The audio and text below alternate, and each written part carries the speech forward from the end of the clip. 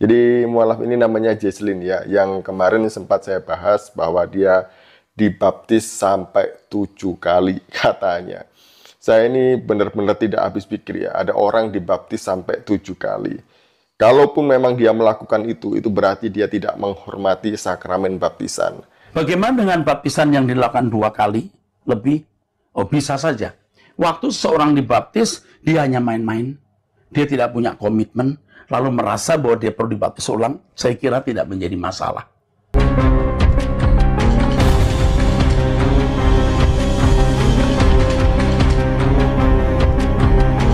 Assalamualaikum warahmatullahi wabarakatuh. Sahabat beriman, berjumpa kembali di Bintang Mu'alaf Channel. Mudah-mudahan kita semua selalu sehat walafiat di dalam lindungan Allah Subhanahu wa Ta'ala. Sahabat, kesempatan kali ini untuk kedua kalinya Didit Yuli, seorang polemikus Kristen, kembali menanggapi video dari Mu'alaf Jesslyn ya. Kemarin sudah kita reaction tentang tuduhan dari Didit Yuli yang menuduh Mu'alaf Jesslyn ini dulunya berasal dari Gereja Sesat Indonesia karena dia dibaptis 7 kali, seperti itu kan. Tetapi sudah kita reaction dengan statement dari Pendeta Erastus Sabtono, dan kembali untuk kedua kalinya polemikus Didit Yuli ini mengulang hal yang sama, mengulang topik yang sama. Bagaimanakah videonya? Mari kita saksikan terlebih dahulu sebelum kita reaction lebih lanjut. Jumpa lagi dengan saya. Di Juli kita akan belajar berapologetika bersama-sama di channel ini. Masih tetap orang yang sama, mualaf baru, mualaf yang sedang dinaik daunkan oleh mualaf-mualaf yang lain. Jadi mualaf ini namanya Jesslyn ya, yang kemarin sempat saya bahas bahwa dia dibaptis sampai 7 kali katanya. Saya ini benar-benar tidak habis pikir ya, ada orang dibaptis sampai 7 kali. Kalaupun memang dia melakukan itu berarti dia tidak menghormati sakramen baptisan. Dan dia melecehkan sakramen itu ya, karena baptisan itu tidak sembarangan. Baptisan itu sakral, karena semua orang yang dibaptis itu harus dalam nama Bapa, Putra, dan Roh Kudus. Selain dalam nama itu tidak sah. Jadi ini aneh bagi saya ada orang-orang seperti ini. Seharusnya Didit Yuli ini harus tengok video terbaru dari Mu'alaf Jesslyn ya, yang mana di dalam podcastnya bersama Koh Donditan, di situ ada Mu'alaf Jesslyn mengatakan bahwa dulu di dalam Kristen, Mu'alaf Jesslyn ini sering berpindah-pindah gereja, berpindah-pindah denominasi, mungkin 8-9 kali pindah denom. Kenapa pindah-pindah denom? Menurut Mu'alaf Jesslyn ini jabatannya sebagai WL atau Worship Leader. Dia menjadi rebutan di antara denom-denom di gereja tersebut. Tujuannya jelas untuk memenangkan jiwa-jiwa dan khususnya untuk menggait jemaat-jemaat baru, atau bisa jadi untuk mempertahankan jemaat lama agar tidak pindah denom ya. Karena Mu'alaf Jesslyn ini adalah orang yang sangat berpengaruh ketika dulu masih di dalam kekristenan. Dan soal tentang dibaptis 7 kali sebenarnya kita sudah menjawabnya ya, tetapi kita kasih paham kepada polemikus Didit Yuli ini agar dia tidak lupa bahwa ternyata ada pendeta seniornya mengatakan baptis diulang-ulang itu tidak ada masalah. Bagaimana dengan baptisan yang dilakukan 2 kali lebih? Oh, bisa saja. Waktu seseorang dibaptis, dia hanya main-main. Dia tidak punya komitmen, lalu merasa bahwa dia perlu dibaptis ulang. Saya kira tidak menjadi masalah. Tetapi jangan berpikir, dulu dibaptis oleh pendeta A, pendeta nggak kudus. Ini pendeta B yang lebih kudus. Itu tidak boleh. Ya, inilah polemikus Didit Yuli ya. Keburu-buru dia membuat video reaction, tetapi sesungguhnya itu adalah blunder bagi Didit Yuli sendiri. Kalau seandainya Didit Yuli ini tahu bahwa dulu di dalam Kristen Mu'alaf Jesslyn itu berpindah denom sampai 8 atau 9 kali, dan faktor itulah yang membuat Mu'alaf Jesslyn itu dibaptis berkali-kali, maka Didit Yuli ini pasti akan malu ya. Dan lagian juga sudah kita tampilkan sebuah statement langsung dari Pendeta Erastus Sabtono, pendeta seniornya Didit Yuli, yang ternyata tidak ada masalah dibaptis 2 kali atau lebih. Intinya dibaptis berulang-ulang tidak ada masalah.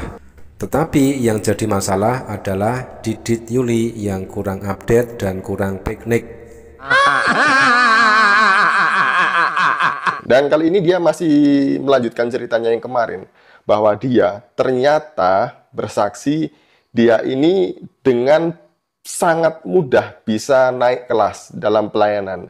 Jadi dari musik, pemain musik, kemudian WL, singer, dia bisa dengan mudahnya menjadi pendeta muda, katanya. Jadi pemain musik, WL, singer itu naik kelas jadi pendeta dengan sangat mudah menurut dia. Nah, ini pada poin selanjutnya Didit Yuli kembali kejang-kejang ya, karena dikatakan begitu mudah mualaf Jesslyn ini naik pangkat, naik jabatan seperti itu ya di dalam gereja. Ya karena mualaf Jesslyn itu cerdas gitu loh Didit Yuli ya, tidak seperti Anda mungkin ya.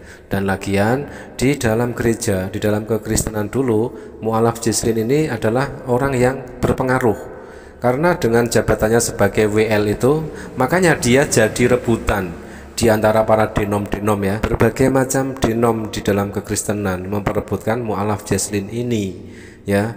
Anda seharusnya introspeksi diri, seperti misal pendeta Andre Tunggal ya, dia sudah menyerah ketika ditantang debat oleh mualaf Jesslyn, debat terbuka, debat tatap muka, tetapi dia tidak berani. Justru yang dilakukan oleh pendeta Andre Tunggal ini, dia introspeksi diri ke dalam, ke internal kekristenan sendiri, ke gereja, sehingga dia berpesan kepada gereja agar berbenah, agar membenahi diri dan introspeksi diri, tidak serta-merta menyalahkan mualaf Jesslyn. Saya usulkan kepada polemikus Didit Yuli ini ya, daripada Anda riweh, kejang-kejang, tidak terima dengan kemualafan dari Jesslyn ya, yang masuk Islam karena dia sudah mendapatkan hidayah, lebih baik Anda kasih support kepada pendeta Andre Tunggal ya, kasih semangat agar pendeta Andre Tunggal berani menerima tantangan debat terbuka, debat tatap muka dari mualaf Jesslyn.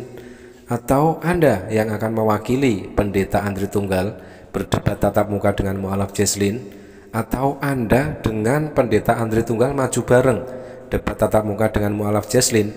Nah silahkan, kalau si polemikus Kristen Didit Yuli ini melihat video ini, silahkan ditanggapi. Video kita ini selalu di reaction sama Pak Andre Tunggal. Mungkin dia mengidolakan ini Ustadz Kainam atau mengidolakan saya kali ya. Kemungkinan tahu, dia reaction terus, dia pantau terus kami ini. Kita bisa melihat di sini polemikus Didit Yuli melakukan hal yang sama dengan apa yang dilakukan oleh pendeta Andre Tunggal, yaitu sama-sama mereaction video dari channel Ustadz Ipung Atria, khususnya channel yang berisikan podcast dengan mualaf Jesslyn. Nah ini langsung saja ya, apalagi tuduhan dari polemikus Didit Yuli kepada mualaf Jesslyn itu sungguh sangat tidak mendasar dan hanya berdasarkan rasa kebencian saja. Buktikan kalau Anda berani ketika ditantang debat terbuka, debat tatap muka oleh mualaf Jesslyn, wahai Didit Yuli.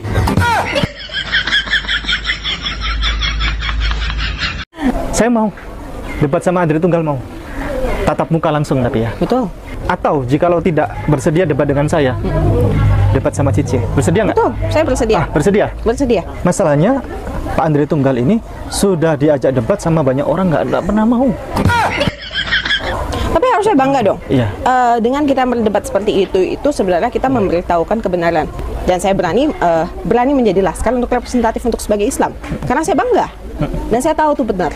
Dan itu juga yang harus dilakukan dari Pak Andre. Jika memang ingin melakukan perbandingan agama, harus kita lakukan dengan formal ya, supaya bisa kita bertanggungjawabkan dengan baik. Ini ada tantangan dari Cici Jesslyn. Kalau Anda tidak berani, ya berarti kesimpulannya apa? Tidak bertanggung jawab. Tidak bertanggung jawab. Nah itulah tadi tantangan debat terbuka, tantangan debat tatap muka oleh Ustadz Ipung Atria. Kalau tidak mau berani debat dengan Ustadz Ipung Atria, maka ditawarkannya lah kepada mualaf Jesslyn untuk berdebat dengan pendeta Andre Tunggal. Tetapi kita bisa melihat tidak ada jawaban. Justru pendeta Andre Tunggal ngeles, menutupi ketakutannya ya. Dia tidak berani menerima tantangan debat terbuka, tantangan debat tatap muka dari mualaf Jesslyn. Nah siapa tahu Anda, Didit Yuli, berani ataupun berani mewakili Pendeta Andri Tunggal untuk membuktikan kebenaran ajaran agama Anda, maka silahkan ditanggapi tantangannya itu saja. Daripada Anda keluar-keluar menuduh yang tidak-tidak, lebih baik langsung ketemu orangnya.